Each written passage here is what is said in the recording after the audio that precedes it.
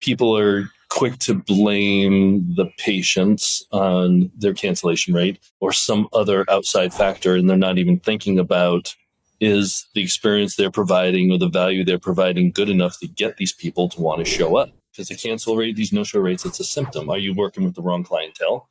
Are you providing the wrong service? Are you not meeting your clients where they're at? Kick it.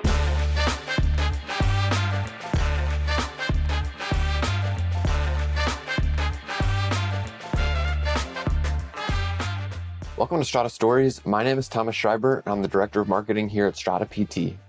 Strata PT is a single EMR platform and revenue cycle management service for physical, occupational, and speech therapy practices that helps you achieve a 99.99% reimbursement rate.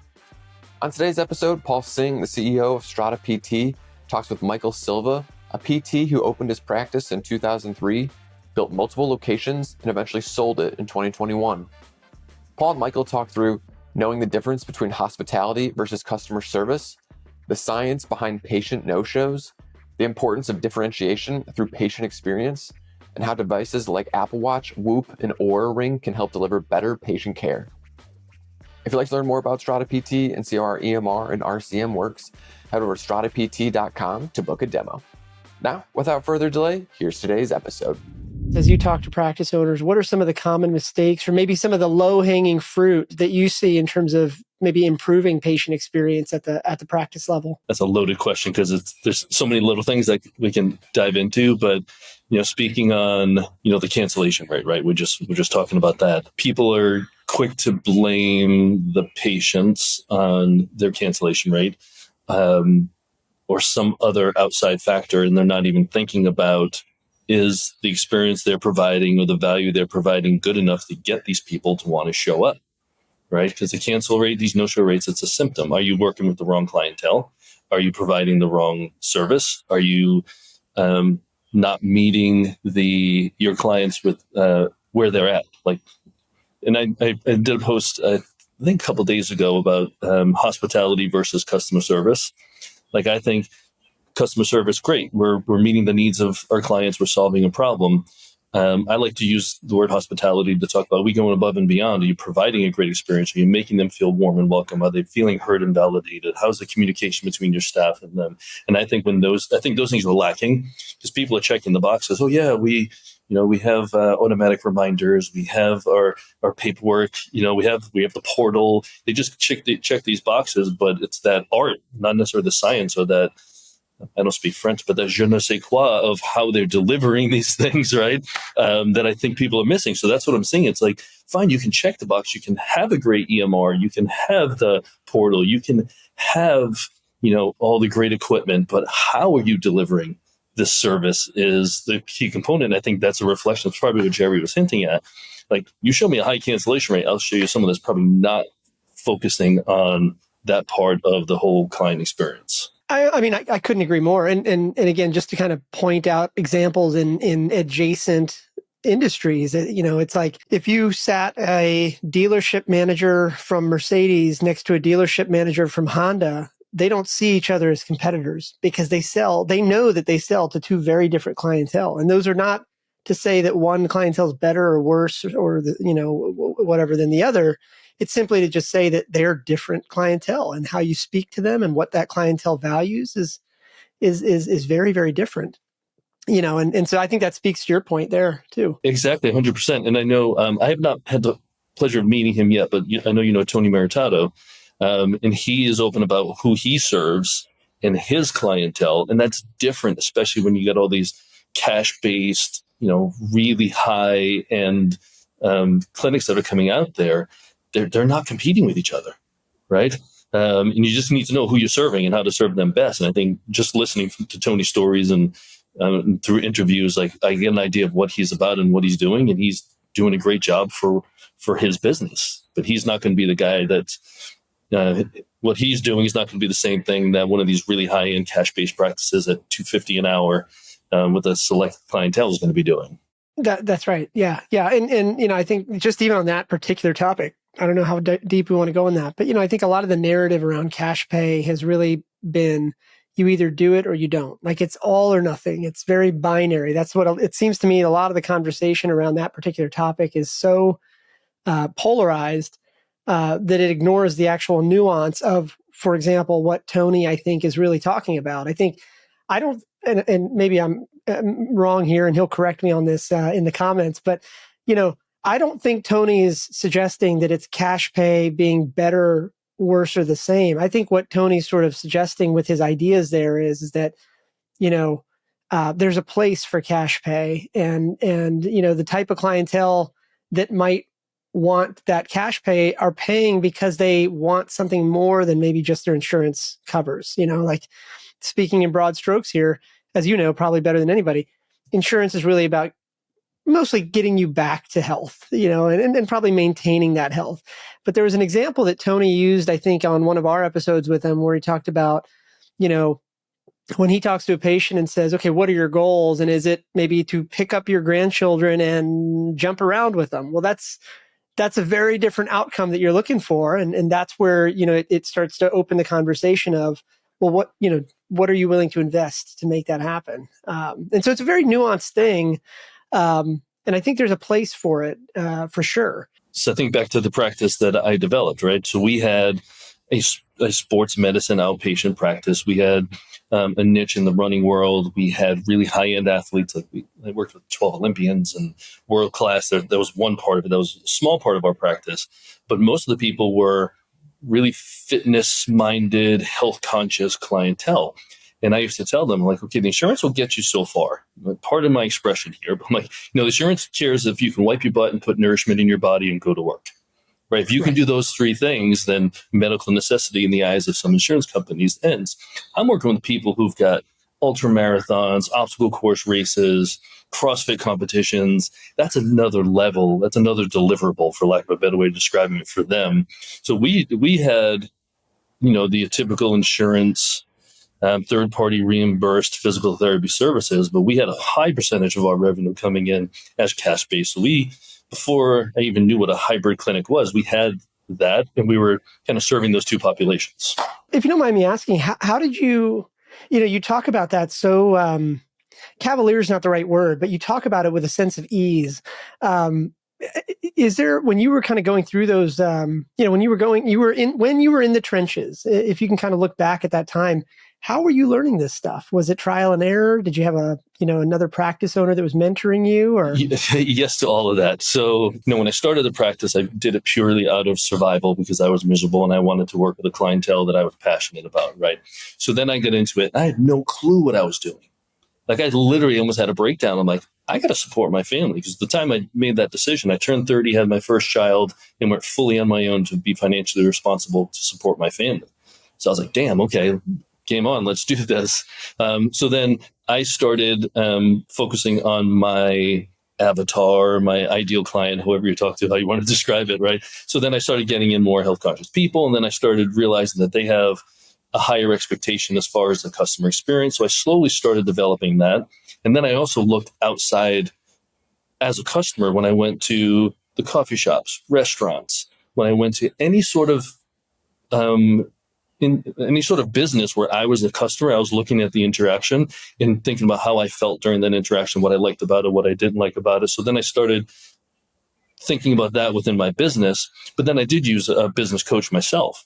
So a few years into it, when I was really starting to grow and things were getting almost out of control, had a conversation with my wife, she's a PT as well. She helped start the business, and we decided to hire our own business coach. And she came in, and it was literally, and I say this, and I still talk to her to this day, 25 years later, that it was the best money I've ever spent in my business, because she was able to make me aware of these things that I didn't even know. I didn't know, that term, right? Or the expression. So I think having just my experience and really knowing I needed to build and that I wanted, like when I go, like I'm the type of person who doesn't really complain about a bad experience at a restaurant.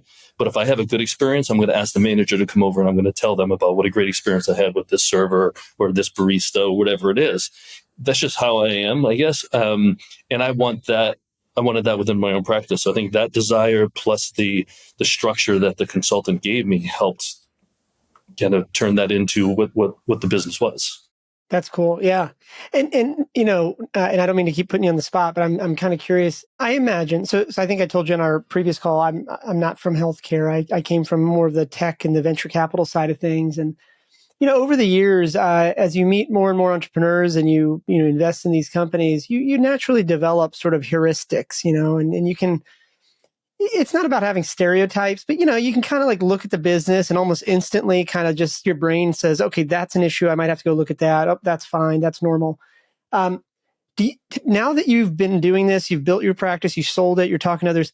Do you have, or do you feel that you have similar heuristics? In other words, in the context of patient experience, for example, when you look at a practice, are there like certain red flags that you just pick up on right away? Or maybe a different way to ask the question would be, when you're getting to know a practice, what are where does your eye kind of travel to? Like, is it a metric? Is it like Jerry Durham would say, he just sits in the waiting room and listens, what I'm curious, do you have something similar? And it's okay if you don't. I'm just kind of curious how you think about this. I probably don't have it set as well as Jerry does, because he's been doing the coaching a lot longer than I have. But he's an old man. I hope he's listening to this. You're an old man, Jerry. I don't know if he's much older than me, but he's definitely, I think he's got a couple of years. Well, you got better hair than him, so you're already a leg up. You got better hair than him, so. Perfect. Poor Jerry can't defend himself here. No, wait till he gets on. We'll hear from him. It's going to be great. So the first thing that popped in as you're asking the question, Paul, is, and it goes back to the conversation we had a few minutes ago about people blaming others. So if I'm talking to someone about where their the pain points are, or what keeps them up at night with their business, what are they concerned about, what are their goals? If it's a lot of finger pointing, I know that I'm going to be in for not a battle, but some come to Jesus moments with this person about who they are as the leader. So that's probably the biggest red flag for me, is their attitude. How much responsibility do they take for the good and the bad within the business? And then just if I'm looking at the patient experience, like I do some of this in person, not as much in person. Most of it's virtual right now, but just looking. And I did the same thing, like sitting in waiting rooms. I need to see what that experience looks like, what their website looks like. A red flag for me is if people have just stock images that they got off of Shutterstock on their website, and if they use the term quality one-on-one care, if I hear that term one more time, I'm going to vomit. Customer service. Right. Yeah. So, I mean, I don't have like these set like points. If I see this, and this, like Jerry probably has the one pager with all that on there. But those are the things that stand out to me. And I think also too, I think there's a lot of value in that.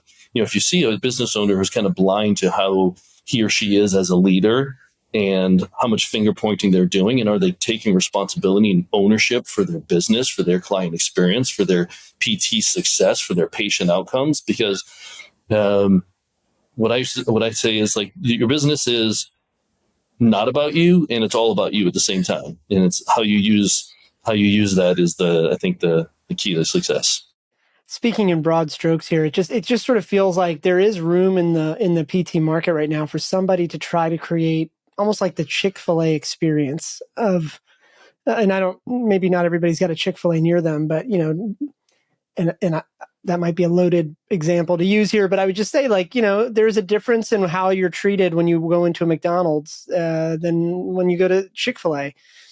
But they're not really competing with each other because the prices are very, very different. You can get two little, burgers at McDonald's for $4, and you might barely get a sandwich for $7 at Chick-fil-A. So it's just very different, customer profiles, but what you're going to get. It's somebody that is going to go out of their way to help you. They're going to always say, "My pleasure," when you say thank you. It's just they've almost like packaged up the experience.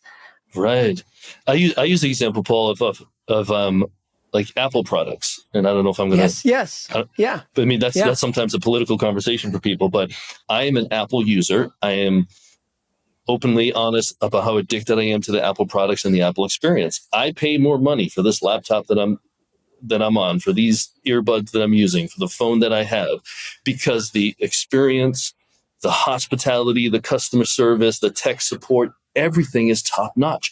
I feel good whenever I have an interaction with any of their employees or any part of their business, whether it's buying or getting service done. So I continue to go back because on an emotional level, I feel good. I have good conversations. People are very polite and pleasant. They say thank you. They listen to my problems. And I don't have that experience in a lot of other big businesses. Right. I mean, I might be dating myself, but I don't know if anybody remembers, but, way back in the day before Apple really rebuilt itself, the way you bought a computer was you walked into a Circuit City, or a Best Buy. I think Best Buy was new at the time, but like Circuit City was the thing.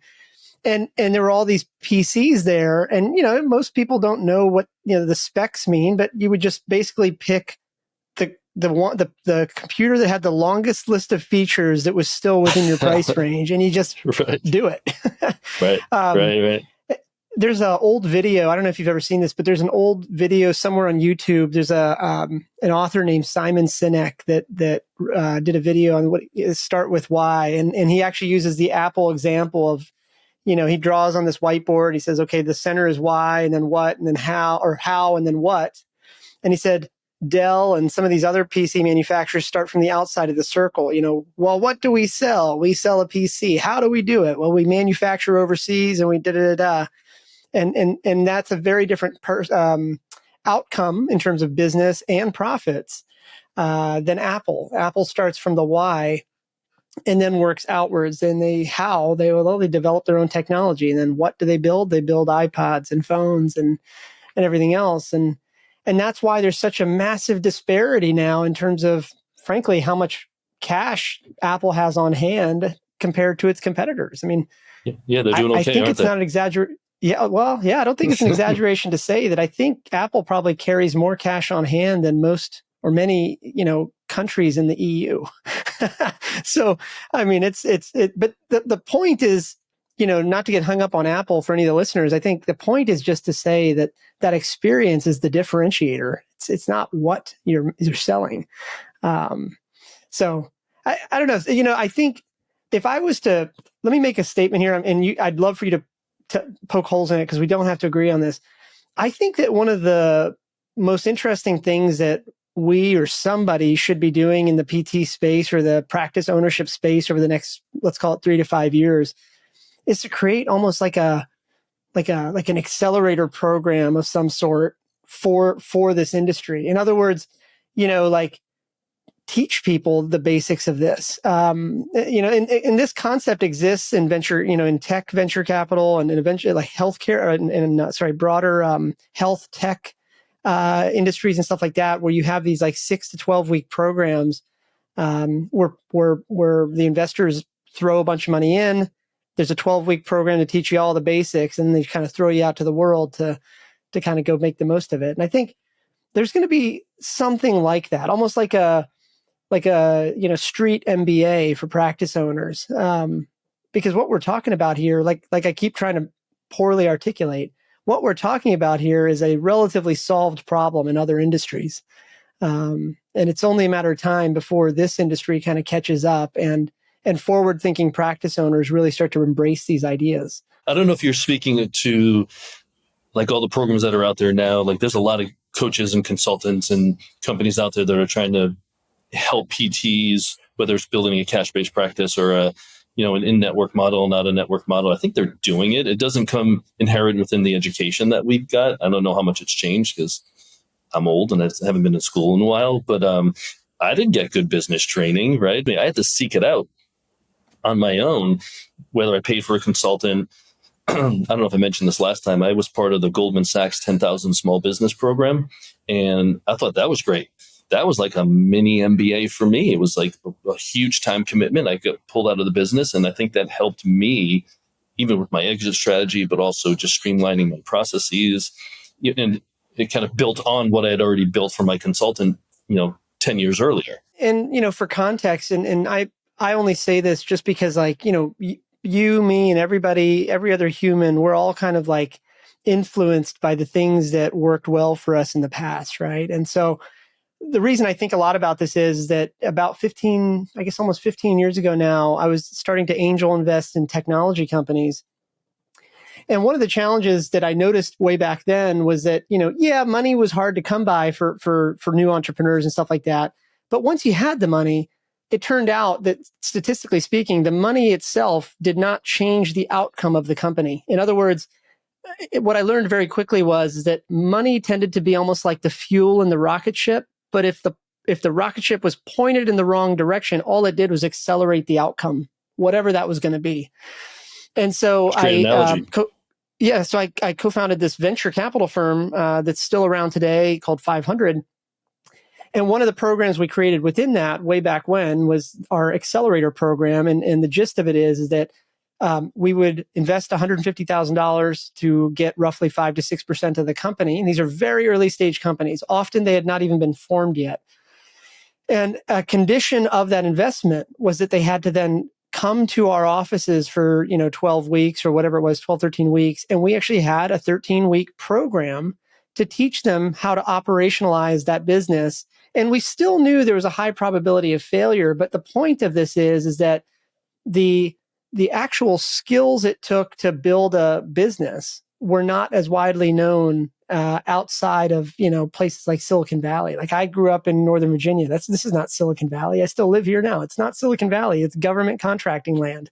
And so I think a lot about this idea that there might be room in this industry to create something similar where look, it's already happening. We already know that private equity is rolling up practices because there's a lot of value in them.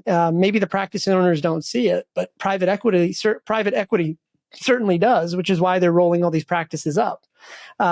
We also certainly see that, even in our own client base, we can see that there's a certain portion of our clients that are aggressively buying up other practices within their geographic locations and growing their businesses. So clearly there's something there. There's an opportunity there, and it makes me just wonder. So, Paul, do you think they're doing it within those acquisitions and within like these VC companies that are coming in? I mean, this is more of your world than mine, but if they're coming in, they're acquiring these practices, they're going to give these new owners, the old owners who are now part of the practice, the training and get them into their business model, correct? Is that what you're speaking of? Well, no, more often than not. Well, okay, so I think what I see happening most right now is broader private equity coming in and saying, hey, you want to retire or you don't want to, it's got to be hard to manage a practice. So let's roll it up for you and let's give you a way out. And I'll just speak about my region here in Northern Virginia. In this area, for example, I can definitely see there's some private equity firms that are basically saying, here's a bunch of money, go away. Like here, stay with us for a 6-month transition. And then your practice is now part of a broader family and da-da-da. The other big player is the large healthcare systems. In this area, for example, it's Inova Health and stuff like that, where they're buying up individual practices and then slapping their logo in and on the outside of the practice location and really creating more and more of a geographic footprint.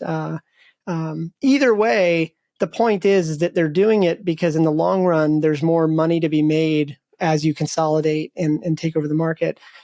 What I'm sort of referring to is the other side of it. I think that, that proverbial practice that's probably coming to you for advice or help, I imagine is still got that hunger to maybe grow it or to, fix it, and somewhere in there is this idea of like, well, what if you could inject some capital, but put some conditions on it? They got to go to school. Like the capital itself is not going to fix the problem. Nope. And so anyway, this is a half-baked thought and we don't have to like totally pick it apart, but I have this like growing suspicion that, what I feel like I'm seeing in this industry really looks and feels like other tech industries 15 years ago. And it's just a matter of time before it gets figured out. And I don't pretend to have the actual solution. It's just that I think it's through conversations like this eventually that we figure it out. But I'll say something controversial, I think, which is that I don't think it's the consultants and the contractors that's going to figure this out. I mean, they're certainly helpful, and I don't mean that in any like condescending way. But let me just throw you under the bus, and we can always edit this out if it sounds bad. But let me just throw you under the bus. Like, you can help a practice as much as you want, but it's only as effective as them listening to it and putting it into practice. Right. And therein is that subtle but very important problem, because if they don't do that, if they don't actually put it to work, at some point they either can't afford to pay you, for example, or you get frustrated. Just like any normal human being, like, hey, what are we wasting time on this call for? I'm giving you this advice, you're not doing anything with it. And so the what we did in our accelerator program, which is still active today, by the way, is that in this model, for example, we bring you on into the venture side of it. And now, because we've injected capital into the company, there's a vested interest in us deploying that help to them, but also taking that help away if they don't do anything with it, right? Because we can't keep putting good money after bad. And really, in the long term, you really start to then give, and I'm just throwing you into the bus, give guys like you the ability to kind of gently shift your focus to the practices that are really winning, because those are the really fun ones to work on, not only monetarily, but just emotionally. It's always fun. Like, I think one of the best parts of investing in businesses is watching founders become CEOs. It's so fascinating to watch. It's the most rewarding thing to then see them kind of like build the business they thought they could build. So I know I'm getting a little off topic here, but going back to patient experience here, I think that patient experience ultimately is the proxy to everything else. It's probably like not, I don't know, people don't probably talk about this very often, but like fundamentally a practice is only as profitable as the number of units it delivers, right? As many units of care as it delivers. And that's the bottom of the funnel metric, but the top of funnel metric there is how many patients know about you, how many patients came to you for the first time, how many keep coming back. And then even as we talk about this cash pay, how many of them see so much value that they either talk about you to other patients or consider paying or investing in something larger than maybe their insurance covers. So I don't know. It's again, my summary on my little ramble here is that this is what a lot of other industries faced, and it just, I think it's only a matter of time before somebody really gets through to enough practice owners here, and then we start to focus on the real problem, because the boogeyman's not the insurance payer or some mythical they that's trying to kill your profit. It's what we're talking about. Right. So, but just getting people to open their eyes and see that.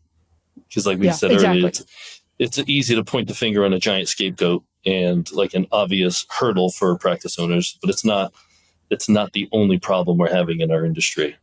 And it's so funny. So as you were explaining the whole accelerator model, I understood more what you were talking about. And I've actually had this conversation with a couple of my clients about, and I've actually talked to my lawyer about possibly doing that same thing, like, because it's true. Like, I don't want to just be a dispensary of information, right? Because information is worth crap unless there's implementation of it. And I think that's kind of what you're hitting at. So there's enough information online. Like, you're putting out information, I'm putting out information, Jerry's putting out information, Tony, everyone, there's plenty of information out there. If you put all of it together, you can make your own mini MBA if you really wanted to. But that information is going to be worth crap if you don't know what to do with it, right? And I've thought about this too, like injecting some money into a passionate PT who wants to grow a business, who wants to become a CEO, who wants the guidance, who's going to listen.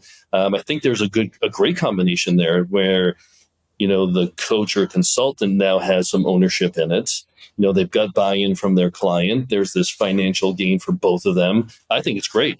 And I don't know how, I think there are people out there doing it. It doesn't sound that foreign to me. Then again, that's after you explained it a little bit more, but I don't know how it's happening, and I don't know to what scale. I'm sure, the country is pretty big. So somebody somewhere, this is not a unique idea. Somebody's probably thought about it. Somebody might be dabbling in it. I think where it gets really interesting is actually, let's just talk about this. Like if we were to go, hardcore on something like this, how we do it is pretty straightforward. We roll up a venture fund of some sort where we start to go to other practice owners. Hey, each of you guys puts $50K into the fund. We're going to roll it up into, let's call it a $10 million fund just for big round numbers. And then we're going to go on the hunt, and we're going to go find, let's call it 5 or 10 existing practices every year that we're going to inject let's call it 200K into to buy a certain percentage of the company. And now we've all got a vested interest to help them operationalize things. And because we've got money in it, we've got enough control to also affect that change as well. And then the outcome of that is distributions of the profits on some quarterly or semi-annual basis, but also a share of the profits when and if it gets rolled up into one of these bigger players that I just talked about as well.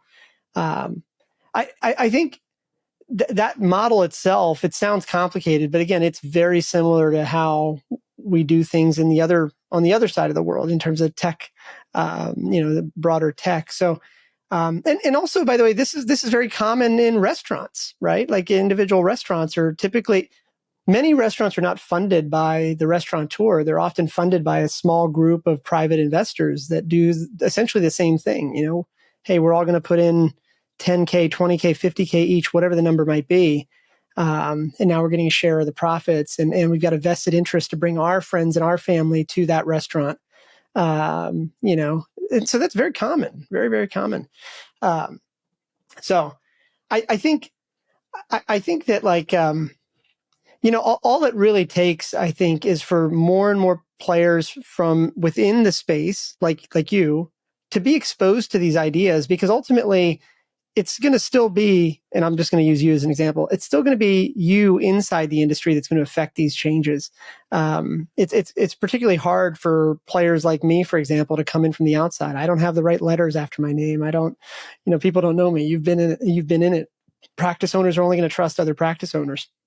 It's a big reason why, like, what we do on the venture side is bring the operators into the venture side of the world. Because ultimately the entrepreneurs are the customer, and so anyway, maybe somebody listening to this will actually do this, and it's not a core part of our business, which is why we haven't done it yet. But I do think it's a matter of time. I think it's inevitable, and if nobody else does it, I think in a couple of years, I suspect we will, and mostly because I find it really interesting. But we'll see where that goes. Don't lose my email when you do. No, absolutely not. No. So I know we're kind of jumping all over the place, but the core topic I think today has been about patient experience. I'm curious, have you seen anybody, has there, just in your own memory and your own travels and stuff like that, has there ever been a point where you saw a particular tactic that a practice owner was using that made you say, like, wow, that's a really good idea? Like, in other words, we've kind of talked a lot about like the downsides of a bad patient experience. But, I used the Chick-fil-A example of like sort of a very positive experience from a customer standpoint. Just off the top of your head, have you seen anything that makes you say, wow, in terms of a great customer experience? Within the PT industry? Yeah, within the PT side. I wish one popped into my head and was like a shining light. I think over the years, like the text reminders came in. That was like whoa, look at that. We've got automatic reminders, and now we're texting to their phones, or people giving away logo T-shirts or hats and cups, those type of thing. I don't think none of that is I don't think is exceptional, and I think it's almost commonplace at this point. But when that was happening, when people started realizing that, I thought that was pretty big. But no, I can't think of one, Paul, that's like that stands out as like an ultimate experience that everyone should. Go ahead. Yeah, let me throw an idea out there, and I'm curious because you've obviously been on the practice side of this, and you've alluded to the fact that one of your core demographics as customers was runners and stuff. So I like to run. I like to run marathons.